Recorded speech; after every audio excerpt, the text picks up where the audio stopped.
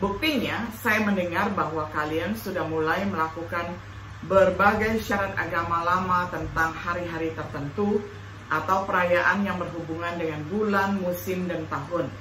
Saya khawatir pada kalian, jangan sampai semua kerja keras saya untuk memenangkan banyak jiwa di antara kalian menjadi sia-sia.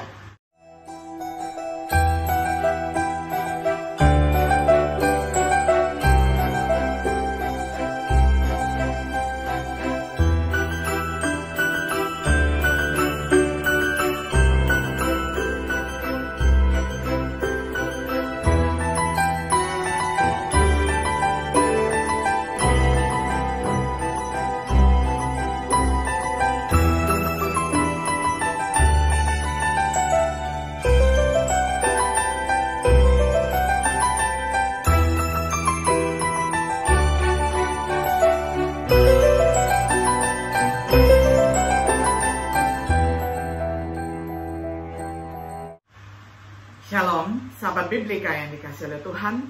Senang sekali hari ini kita dapat berjumpa kembali di dalam acara Refleksi Sahabat Biblika. Pada hari ini kita tiba pada episode yang ke-16 di dalam serial pembahasan Kitab Galatia dengan tema Berdiri Teguh dalam Kemerdekaan Kristus.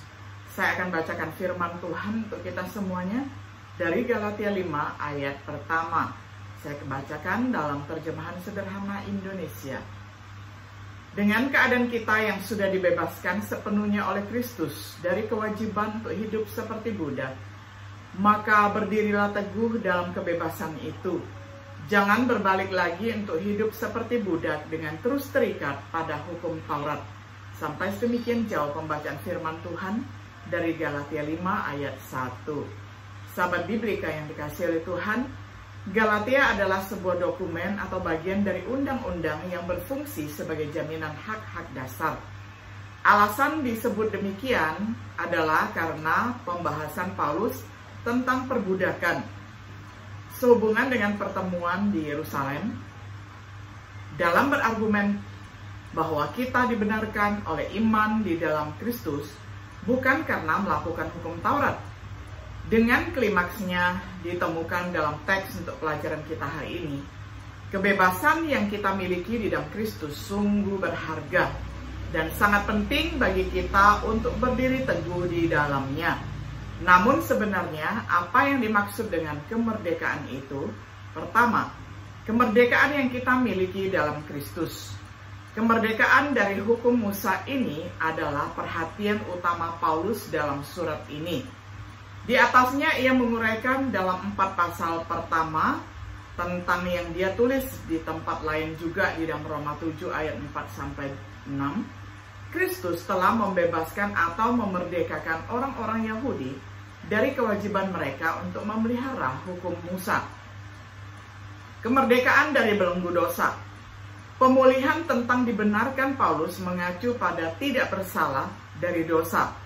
Tetapi sekarang kita sudah tahu bahwa tidak seorang pun bisa dibenarkan di hadapan Allah dengan menaati hukum Taurat, baik orang Yahudi maupun bukan. Satu-satunya cara untuk dibenarkan di hadapan Allah hanyalah dengan percaya kepada Kristus Yesus. Berarti kami orang Yahudi ternyata orang berdosa juga, namun sekarang kita dibenarkan di hadapan Allah karena percaya penuh kepada Kristus, bukan karena melakukan hukum Taurat, sebab tidak seorang pun sanggup menaati semua hukum itu. Ada orang Yahudi yang sudah percaya kepada Kristus tetapi belum mengerti syarat untuk dibenarkan di hadapan Allah, yaitu hanya dengan bersatu dengan Kristus. Mereka pikir kalau kita tidak lagi bergantung pada hukum Taurat, berarti kita sudah menjadi orang berdosa. Itu salah besar.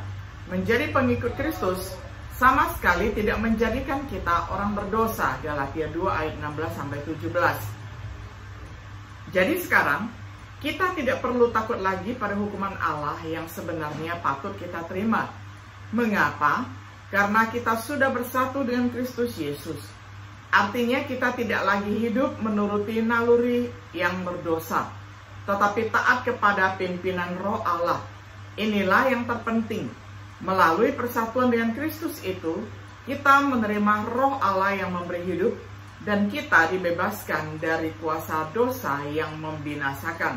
Roma 8 ayat pertama hingga ayat yang kedua.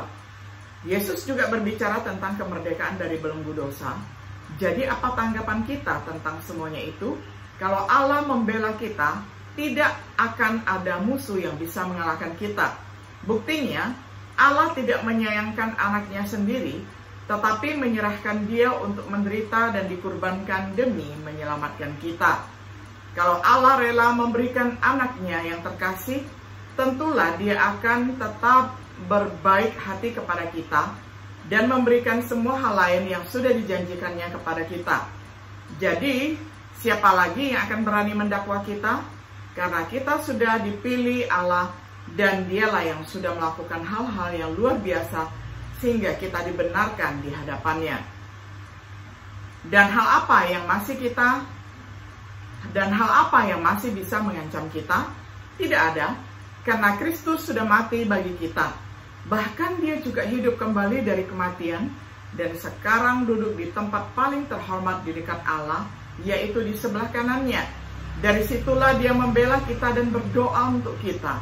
Dapat dibaca di dalam Yohanes 8 ayat 31-34. Kristus telah memerdekakan semua orang dari kesalahan dan kuasa dosa.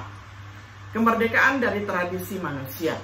Paulus menulis ini dalam pasal 4. Lalu bagaimana mungkin kalian yang sekarang sudah mengenal Allah, bahkan yang sudah diangkat sebagai anak-anaknya, kembali menjadi seperti budak untuk hal-hal yang lemah dan tidak berguna, bahkan kepada para penguasa gelap yang memerintah di dunia ini? Buktinya, saya mendengar bahwa kalian sudah mulai melakukan berbagai syarat agama lama tentang hari-hari tertentu atau perayaan yang berhubungan dengan bulan, musim, dan tahun. Saya khawatir pada kalian, jangan sampai semua kerja keras saya untuk memenangkan banyak jiwa di antara kalian menjadi sia-sia. Galatia 4 ayat 9-11. Juga dalam tulisannya kepada jemaat Kolose, ingatlah bahwa setelah bersatu dengan Kristus, diri kita yang dulu sudah mati disalibkan bersama dia. Artinya kita juga sudah dibebaskan dari hal-hal duniawi, termasuk semua ikatan roh-roh jahat yang berkuasa di dunia ini. Kalau begitu, kenapa cara hidup kalian seolah masih terikat oleh hal-hal duniawi? Buktinya kalian masih mempercayai ajaran seperti jangan makan makanan ini sedikit pun, jangan pegang benda ini, jangan sentuh benda itu. Aturan-aturan seperti itu tidak lagi penting karena hanya berkaitan dengan hal-hal yang sementara di dunia ini. Makanan misalnya tidak akan ada lagi setelah dimakan. Semua aturan seperti itu hanyalah perintah dan ajaran manusia. Orang-orang yang mengajarkannya mungkin kelihatan bijaksana karena mereka menganut peraturan yang merendahkan diri dengan menyiksa diri sendiri. Tetapi ajaran agama seperti itu hanyalah buatan manusia, dan mengikuti aturan-aturan itu tidak akan dapat menolong kita untuk mengendalikan berbagai macam keinginan jahat yang berasal dari tubuh dan hati kita sendiri. Kolose 2 ayat 20-23. Yesus juga berbicara tentang bahaya tradisi manusia. Matius 15 ayat 3-9. Kristus telah memerdekakan kita dari kebutuhan untuk memelihara tradisi manusia. Kemerdekaan dari perbuatan daging. Paulus akan berbicara lebih banyak tentang perbuatan daging di dalam ayat-ayat lainnya, seperti yang dia peringatkan secara tertulis kepada orang-orang Korintus. Ingatlah bahwa orang-orang yang jahat tidak akan menjadi warga kerajaan Allah, jadi jangan menipu diri sendiri. Yang tidak akan masuk ke dalam kerajaan Allah adalah orang yang melakukan percabulan, menyembah berhala, berzina, melakukan segala macam perbuatan homoseksual, orang serakah, pencuri, pemabuk, pemfitnah, dan penipu. Memang di antara kalian ada yang dulunya hidup seperti itu, tetapi sekarang kalian sudah dibersihkan, disucikan, dan dibenarkan di hadapan Allah karena bersatu dengan penguasa kita Yesus dan dengan roh dari Allah kita. 1 Korintus 6 ayat 9-11. Tentang yang juga diperingatkan oleh Yesus, Markus 7 ayat 20-23, Kristus menawarkan kemerdekaan dari perbuatan daging yang membahayakan keselamatan kita Begitulah hal-hal yang kita alami melalui kebebasan yang kita miliki di dalam Kristus. Tentu saja itu menganggap bahwa kita memang, yang kedua, berdiri teguh dalam kemerdekaan kita, menggunakan hukum dengan benar. Hukum itu baik jika digunakan dengan benar. Kita tahu bahwa hukum Taurat itu baik asal diajarkan sesuai dengan tujuan utamanya. 1 Timotius 1 ayat 8. Hukum ditulis untuk pembelajaran dan nasihat kita.